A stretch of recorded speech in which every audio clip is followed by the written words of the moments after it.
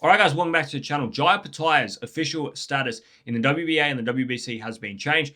He has been upgraded to the number 1 contender by the WBA and put into the number 3 slot by the WBC. Now, I was originally going to make a short on this, but I thought, let's have a good discussion about this because for me it has two implications. The first one, very obvious. He becomes very close, if not next, to a title shot by the WBA and the WBC. The other implication is, I think we sort of get a background look at how the WBC and the WBA are going to approach this new Zuffa boxing, era very differently to what the IBF did. So I thought we'd talk about those two things first. But if you all could, head down the bottom there, like the video, subscribe to the channel, and at the very end, please do leave all your thoughts in the comments. All right, let's talk about the immediate impacts of this decision. If we start by talking about the WBA have given him number 1 spot. Now, depending on a source, depends on whether they tell you it's mandatory or not. I've seen various places that not listed, and some places they have said he becomes a mandatory challenger. I'm not going to sit here and guarantee to you until I see the WBA actually say it that he is the mandatory challenger. I've seen some strange things. Just today, Shakram Giasov, instead of taking on Rolly Romero for the WBA world title like he should be, he's going to be taking on Jack Catterall for a WBA regular title. So don't always take these things 100%. I hope for Jai's sake it is a mandatory shot. And if it is a mandatory shot, he's either going to be taking on David Benavidez, Zurdo Ramirez, or an unlisted opponent. And what I mean by that is we're going to have to wait and see Zurdo Ramirez versus David Benavidez, the outcome of that fight. Zurdo Ramirez could win that fight and retire. Zurdo Ramirez could win that fight and continue. David Benavidez could win that title and drop back down to light heavyweight, or he could continue at cruiserweight. So his opponent is going to have to wait and see for that fight to take place.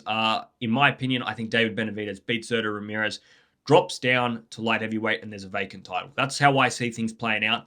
Either way, Jai Opetaia, as number 1 contender, should be next fighting for that WBA title. Whenever that WBA title is next up, Jai Opetaia should be fighting for that.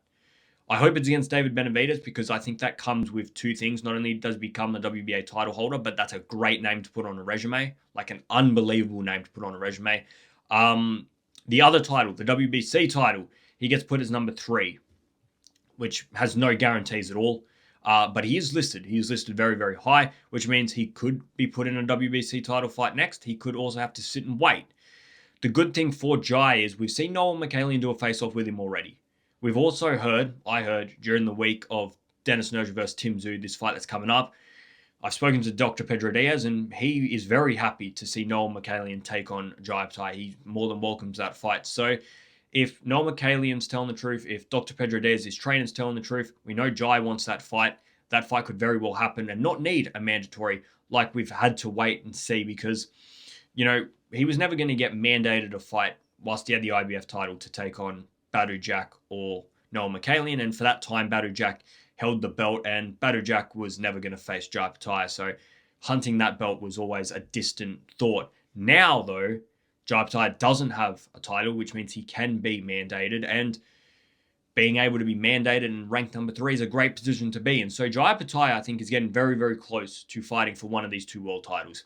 If not, he will be fighting for that WBA title the next time it's up for grabs. That could be later this year. It could be early next year. We'll have to wait and see. So I'd really like to see Jai Opetaia just go and take another fight.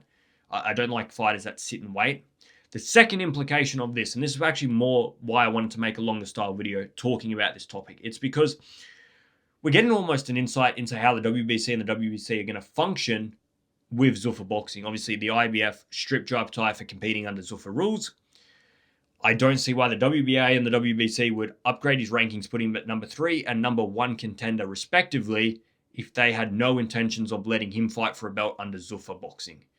So for me, this puts Jai Opetaia in a very good position to know that he might be allowed. Or might is it's always a might because I thought, he's going to fight for the IBF belt. He's not. He's going to fight. He's not. He's going to fight. He's not. And ultimately, he gets stripped. It was a lot of back and forth.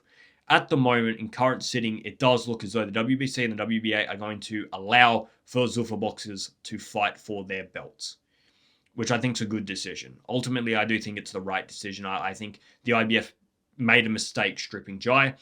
So it puts Jai in a good position to know that, all right, I've been upgraded. I'm number 1 contender. I should be fighting for the WBA title next. They know I'm contracted to Zuffa boxing, so there's obviously no issue there. Some greener pastures for Jai Opetaia in that hunt for unification and undisputed. He could very well be in a unified title fight next. If David Benavidez or Zurdo Ramirez win that fight and continue on, and Jai Opetaia becomes mandatory WBA challenger, there's a good chance he fights for not only the WBA, but also the WBO. He's also got the ring belt. So there's going to be a lot of belts up for grabs if that fight does happen, if David Benavidez or Zurdo Ramirez win that fight and continue in the cruiserweight division. So exciting times for Jai Opetaia. I just wanted to sort of talk about this a little bit. I'd love to hear what you guys think in the comments below. Do you agree with me that this looks as though Zuffa Boxing and the WBC and WBA are going to work together? Or do you think this is just sort of false news? And although this is what's come out today, ultimately when it comes to title fight and Zuffa Boxing get involved, it's not going to happen. And let me know which fight you think is going to happen for Jai next. Do you think we're going to see him compete for the WBC next? Or do you think his WBA title shot will be mandated and he'll be taking on a vacant holder, Zurdo Ramirez, or David Benavidez? Please do let me know all your thoughts in the comments below.